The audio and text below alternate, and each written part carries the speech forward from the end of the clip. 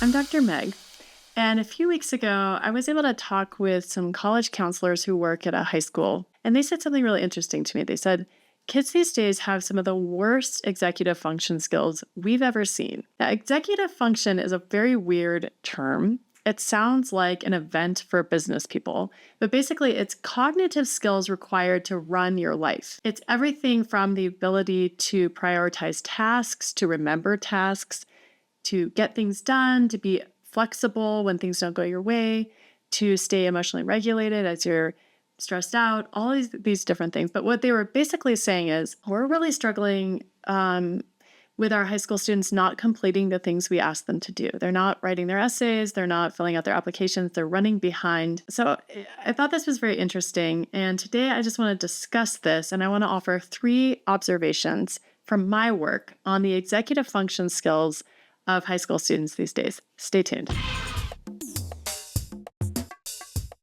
My first observation is that I think a lot of students don't actually have executive function disorders or problems. This is often a symptom of neurodivergence, is struggles with executive function. For instance, working memory, which is a part of executive function skills, is often something that ADHD students struggle with.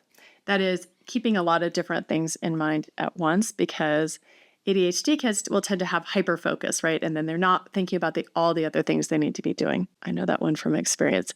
Anyway, so what I asked these college counselors was, are these kids do they actually have trouble with executive function, or are they exhausted? And this is a question I like to ask students sometimes, like, are you actually a procrastinator, or are you just exhausted? So, and a lot of times, we don't know because people are so sleep deprived.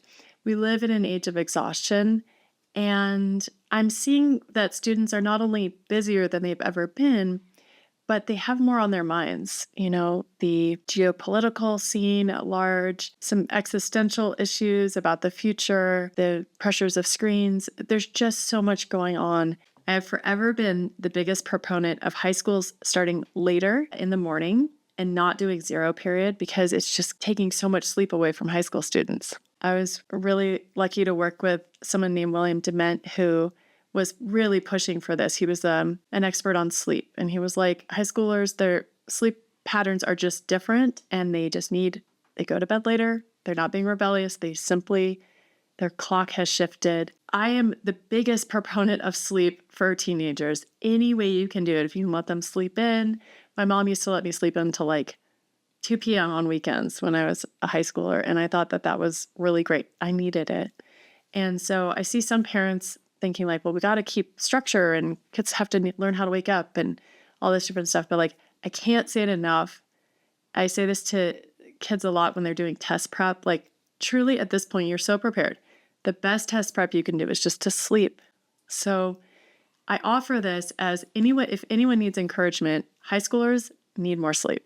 And if they're really struggling to complete tasks, that would be the first thing I look at. My second thought on executive function challenges in high school students is going to be a little bit out there, so I hope you follow me here. I often find that students are not completing tasks because they are anxious. And I've talked about this before, but we live in an anxious time. And a lot of times, if the kids are anxious, the parents are also anxious. I know this from my own family system. It tends to, it's usually the whole system is anxious. Now, I'm no expert with anxiety. It's a very complex thing. But for a lot of parents who are anxious, what I suggest is that they go do some grief work, like go have a good cry. I know that's very weird. How do we get from my kid isn't doing their essays to like, I need to go for a hike and cry? But a lot of times anxiety is coming from unprocessed grief. And if a family system can offload a little bit of that, I think it's so much of the work of being a parent is to do grief work. It's hard. Our kids get older, they go away, everything changes. We have to give away the tiny little shoes and the tiny little sweaters. It's really hard. But if we can process some of it, then there's some space. And then there's, an opportunity to think a little bit more flexibly about things. So because a lot of times what's happening is parents are feeling anxious about the world and about, is my kid going to be able to get a job? Are they going to get into college? All this different stuff. the kid picks it up, whether the parent says anything or not. We can pass things to each other energetically as well. I know this feels like weird advice, but consider, if you're a parent of an anxious teen, doing some grief work. All right, my last thought on executive function skills and challenges for high school students is this. No matter what is going on, we can take a tool from the neurodivergent community, which is called body doubling, and it helps everybody. Body doubling is very simple.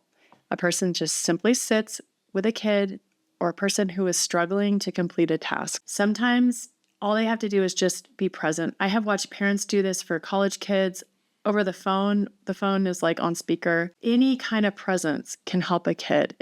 We don't really know why it works. Sometimes the help is more like a sounding board. Like, let me just talk through my ideas. Let me talk through why I'm stuck. Any kind of body doubling is generally going to help a kid who is struggling to complete tasks, particularly ones that are hard to get started on.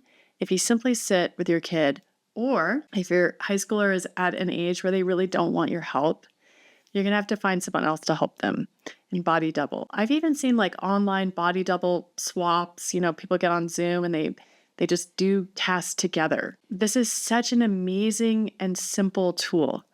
And so, yes, is it a challenging time for high school students to be completing tasks? Absolutely. Is it a challenging time to be parenting? Yes. But body doubling can be a huge asset. So consider that for anyone who's struggling. I hope you found this video helpful. If you did, please like and subscribe to my channel and check out my free resources. I've got an ebook on how to massively reduce stress in the college admissions process and on a fun quiz about like what kind of parent are you when it comes to college admissions. So check those out and I'll see you soon. I'm Dr. Meg.